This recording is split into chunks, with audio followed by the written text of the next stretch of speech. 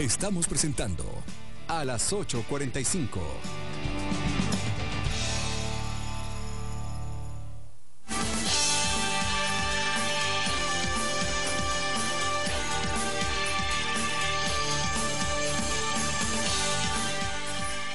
Estamos de vuelta a las 8:45 y queremos conversar ahora sobre esa iniciativa del diputado Marvin Osorio del Partido Líder, que plantea la propuesta de que la Biblia se lea en las escuelas y en los institutos públicos nacionales.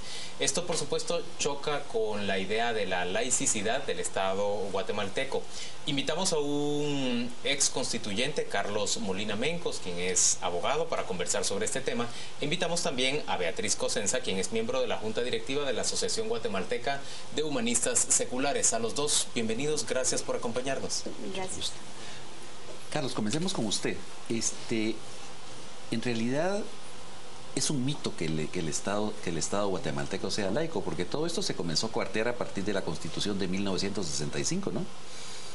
Yo diría que no. Mire, lo único que tiene fuera de laicidad, digamos, es la invocación a Dios. Pero es una invocación que realmente no es parte de la Constitución ni está induciendo a nada. Es el preámbulo. Es un preámbulo donde hay un resumen de lo que es la Constitución. Y para mí es impresionantemente bueno ese preámbulo, porque realmente nos dice qué es lo que se proyectó dentro de la Constitución y cuál es el criterio. Pero lo que nos está diciendo usted entonces es que la Constitución dice que el Estado guatemalteco es laico. Definitivamente. Y siendo laico, ¿es sensato que las escuelas financiadas con fondos del Estado guatemalteco tengan lectura de la Biblia, que supone una confesión específica religiosa? A mí la lectura de la Biblia me parece genial, excelente, magnífica, pero voluntaria. Si usted la quiere leer, léala. Si usted no le parece, tiene la libertad de hacerlo. La Constitución es clarísima. Hay libertad de religión y creencia, que ya no es solo religión. Y usted puede hacer lo que quiera y educar a sus hijos dentro de la forma que prefiera en sentido de, digamos, de religión o falta de religión. Pero digamos, con respecto a la Constitución promulgada por Barrios en el 78 fue, ¿verdad? Estas últimas dos constituciones sí le dan mucho más cabida a los temas religiosos. Yo diría que no. ¿No? Mire, la única diferencia... Aquí ha habido un poquito de acción y reacción. La primera constitución, que es el acta de fundación del Estado de Cabrera, era totalmente conservadora y sí, con una iglesia católica muy presente, porque era básicamente la iglesia católica. Barrios brinca y se va al otro extremo. Y lo que llega hasta el extremo de expropiar todos los bienes de la Iglesia Católica y negarla casi la personalidad jurídica de la Iglesia Católica. Lo que se hizo con la Constitución del 45, 56, 65 y actual es reconocer la personalidad jurídica de las iglesias. Porque sí tienen personalidad jurídica y tienen la capacidad de representarse legalmente. Y les reconoce la capacidad de adquirir bienes también.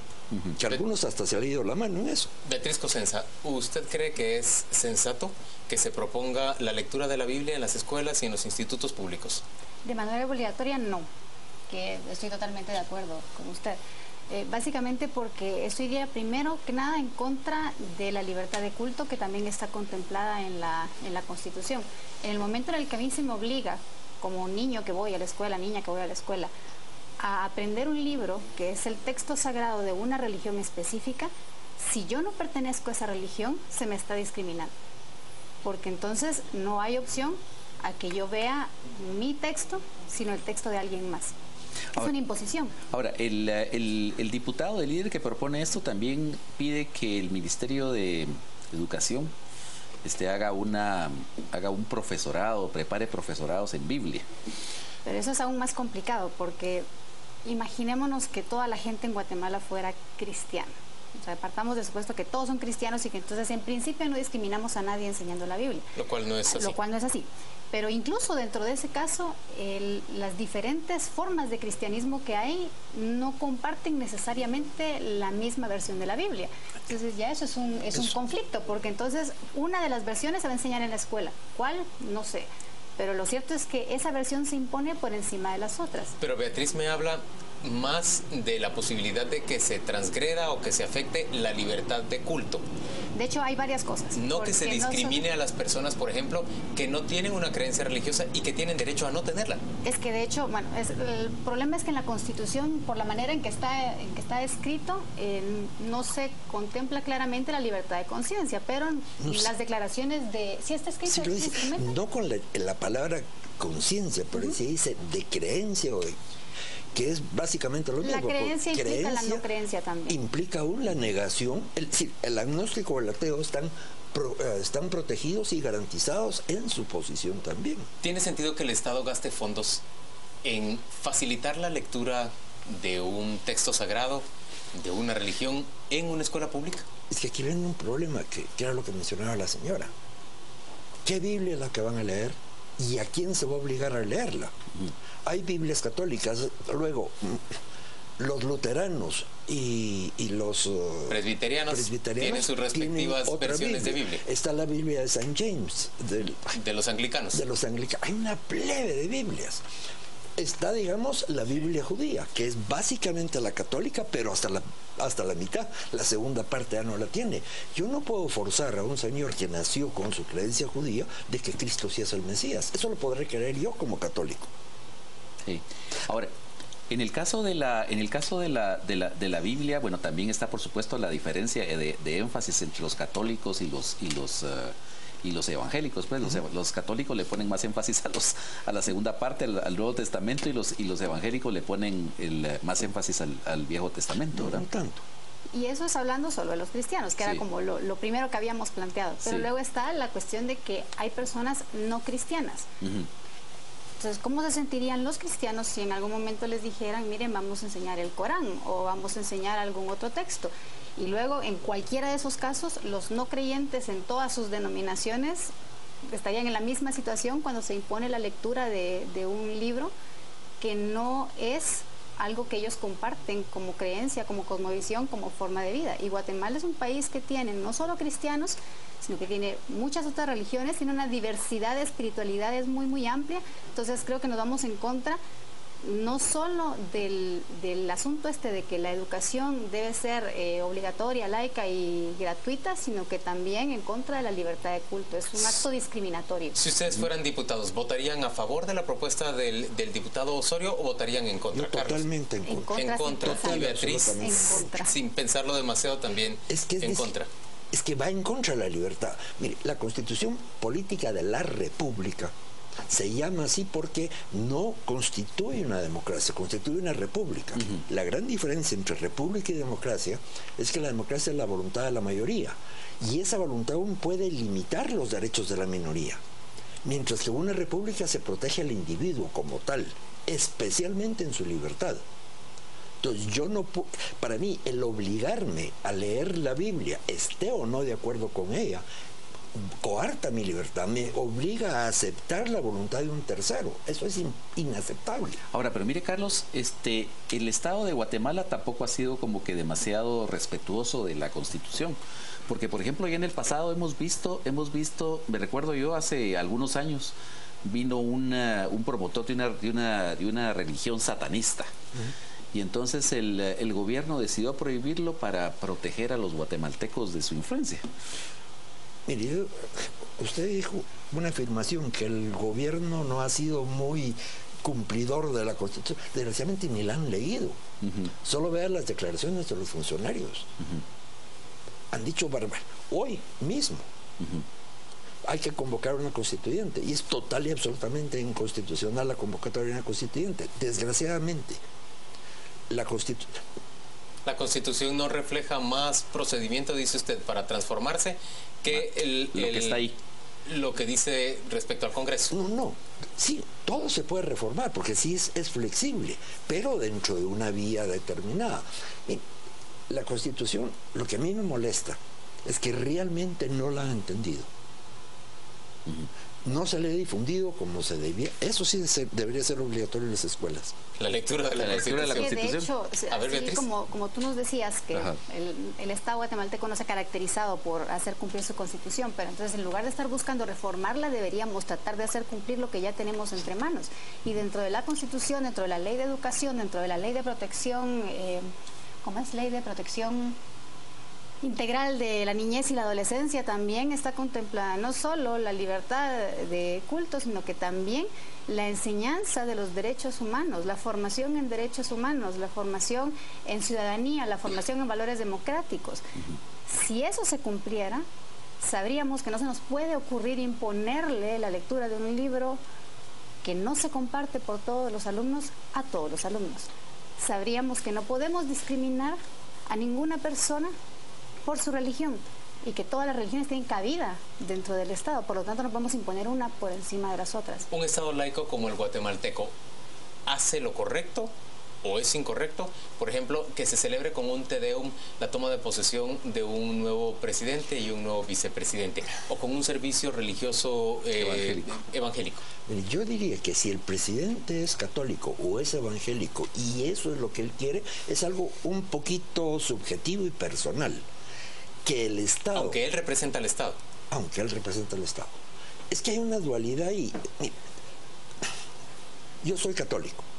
El hecho de ser católico para mí no va en contra de cualquier cargo público que pueda ejercer o que haya ejercido. Pero yo no me puedo quitar ninguno de los dos trajes porque ambos son parte de lo que yo soy. Pero por ser católico y ser presidente no tiene usted derecho tampoco de imponerle sus creencias. Ahí estoy totalmente de acuerdo. A otras personas. Beatriz, ¿es razonable que tengamos Te Deums y servicios evangélicos? Yo estoy en desacuerdo ahí. O sea, es cierto que las dos facetas conviven en la misma persona, pero un funcionario público, si pertenece a un Estado laico, cuando actúa en su calidad de funcionario público, no debería ni hacer alusión, ni estar promoviendo, ni tampoco dar alguna preferencia a su propia religión. Y por eso mismo es que en el caso del diputado que estaba celebrando algún tipo de, quizá no era una ceremonia, pero sí algún acto religioso, cuando hizo esta propuesta, y que además dijo que iba a promover la formación de un parlamento de la fe en el Congreso. O sea, él no puede hacer eso, no puede hacerlo dentro de una institución pública, en su calidad de funcionario público. O sea, cualquier funcionario público, el presidente puede ir a misa, puede ir al culto, puede ir a cualquiera de sus actividades religiosas si así lo quiere hacer, pero ahí va en su calidad de persona X que pertenece a una religión. Pero cuando actúa como funcionario público, debería respetar la laicidad. Ahora, pero digamos, bueno, es que aquí en Guatemala tampoco el laicismo no es como el Estado francés, Carlos. No, pero es que mire, también definamos lo que es laico. Laico no quiere decir que no sea creyente. Es decir, el Estado laico en el sentido, acepta la existencia de Dios, pero no promueve ninguna religión oficial. Eso es a donde vamos. ¿Usted está de acuerdo con esa definición, Beatriz, de laicidad del Estado? De laicidad en sí misma, no. Yo lo veo más desde el punto de vista de la separación de la Iglesia y el Estado. O sea, el Estado es laico, ¿por qué? Porque está totalmente separado de la Iglesia. Entonces, ¿de la Iglesia o de creencias religiosas? Pongámoslo así más claramente, de creencias religiosas en general. Por lo mismo no puede favorecer ninguna, no puede dar ventajas a ninguna, no puede imponer ninguna tampoco. Ahora, pero la tradición aquí en Guatemala, por ejemplo, es que, bueno, recordemos el vergonzoso juicio de lo que sometieron la Iglesia Católica a los candidatos en las elecciones hace 4 años, ¿verdad? Por ejemplo.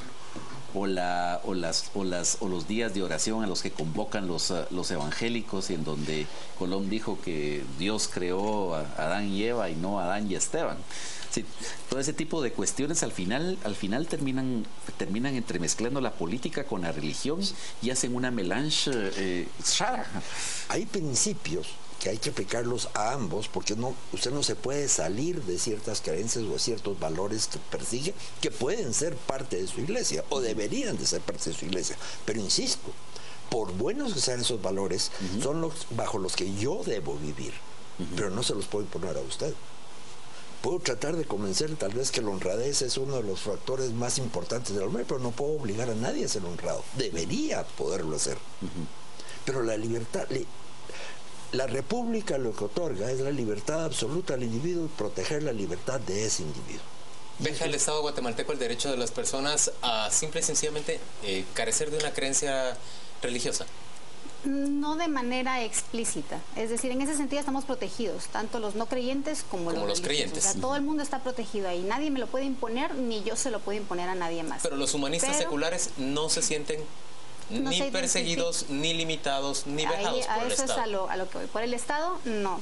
Sin embargo, en la práctica, a la hora de hablar de cómo se manejan las cosas en la sociedad, sí hay una cierta presión de tipo discriminatoria, en el sentido de que existe el prejuicio de que una persona que no profesa ninguna creencia religiosa no tiene un sistema de valores al cual adherirse. Y eso es totalmente falso.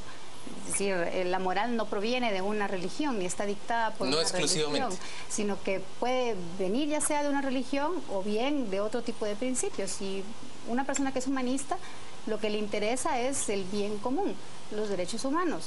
Ese tipo de cosas, por ejemplo, son las que nos van a regir. No vamos a estar haciendo algo que necesariamente va a causar un daño, va a limitar los derechos de otra persona, y esa es la lógica bajo la cual uno se mueve. Carlos Molina tiene la última intervención sobre este tema. ¿Se veja en el Estado guatemalteco, se limita en el Estado guatemalteco a los no creyentes? Yo diría que no. Podría haber ciertas personas que lo hicieran, pero sería una acción totalmente... Como presión social. Es como social, no es una cosa que pero sea... yo diría que eso no existe en Guatemala, por la gracia de Dios.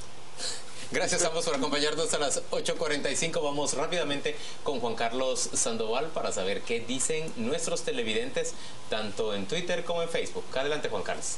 Gracias, Juan Luis. Revisamos las redes. Carlos Mesa nos dice: una ley como la lectura obligatoria de la Biblia es una estrategia para ganarse a las mayorías, pero totalmente inconstitucional. Edic, Constitución se lee, explica e investiga. Educación del Estado, hay constituciones para el ciclo, es lo que nos dice Alejandro Morales. Esa propuesta que atenta contra la libertad y socava al Estado laico tiene un perverso trasfondo electoral, es lo que nos plantea Alejandro. También en las redes nos dice José Pablo, el señor Gustavo Berganza, en esta entrevista dio declaraciones a la ligera acerca del énfasis que cada religión hace de la Biblia, es lo que le plantea José Pablo. Y Alejandro Morales: es una aberración contra la libertad de culto y de pensamiento, además atenta contra la naturaleza misma del Estado. Fernando González: ya hay mucha conflictividad como para estimular más frentes de conflicto, es lo que se viene hablando en las redes. Hasta aquí dejamos las entrevistas de esta noche, lo esperamos ya dentro de 12 minutos para comenzar el debate a través de las redes sociales. Esta noche, Philip Chicola y Cristian Castillo hablamos de culpa crisis. El Estado está en crisis, el Ejecutivo culpa al Legislativo, el Legislativo dice que es culpa del Ejecutivo.